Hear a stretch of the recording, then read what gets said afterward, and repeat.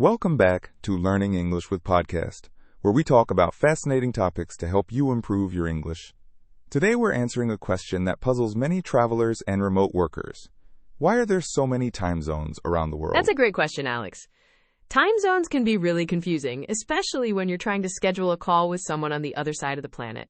I remember my first experience with time zones when I called my cousin in Germany and woke her up at 2 a.m. her time. Exactly, Mia. So let's start with the basics. A time zone is simply a region of the Earth that uses the same standard time. But why do we need different times at all? Why not just have one global time for everyone? The reason is that the Earth is a sphere that rotates on its axis once every 24 hours. As it spins, different parts face the sun, giving us day and night. If everyone used the same clock, noon would be in the middle of the night for some people. That would indeed be chaotic. Imagine having breakfast at what your watch says is 8 p.m., but the sun is rising outside.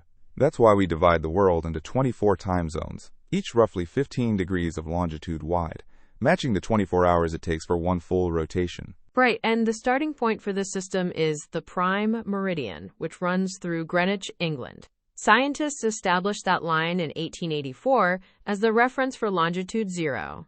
From there, time zones are measured east and west, each adding or subtracting an hour. But here's the thing. The time zone boundaries aren't perfectly straight lines of longitude.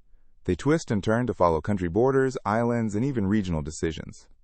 Nobody wants a city split into two different time zones because that would be impractical for daily life. Absolutely. Some countries choose unusual offsets too. For example, Nepal is UTC plus 5:45, and the Chatham Islands in New Zealand are UTC plus 12:45. Those 45-minute offsets happen because local governments want their clocks to better match the solar time at their location. And then we have daylight saving time, which adds another layer of complexity. Many countries shift their clocks forward by 1 hour in spring and back in autumn to make better use of daylight. This means a time difference that was 6 hours in winter might be 5 hours in summer.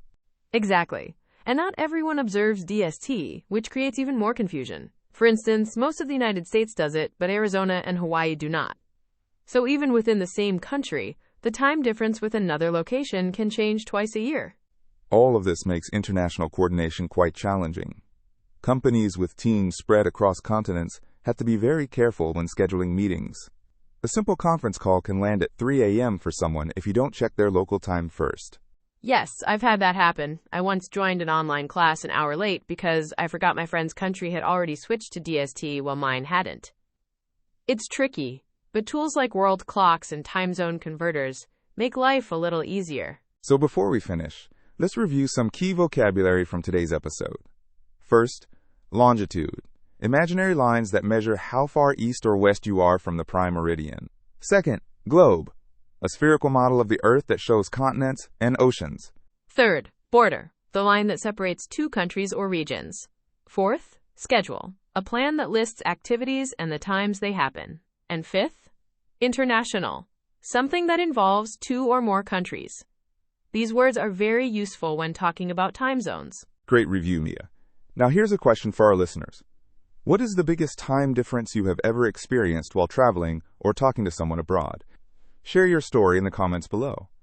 We'd love to hear about your time zone adventures. Thank you for joining us on Learning English with Podcast. We hope this episode helped you understand time zones a little better. Keep practicing your English, and don't forget to check out our other episodes on geography and culture. See you next time. Bye, everyone. Remember, the world is full of interesting facts like time zones. Stay curious and keep learning. If you enjoyed this episode, please subscribe and share it with a friend. We'll see you in our next podcast adventure.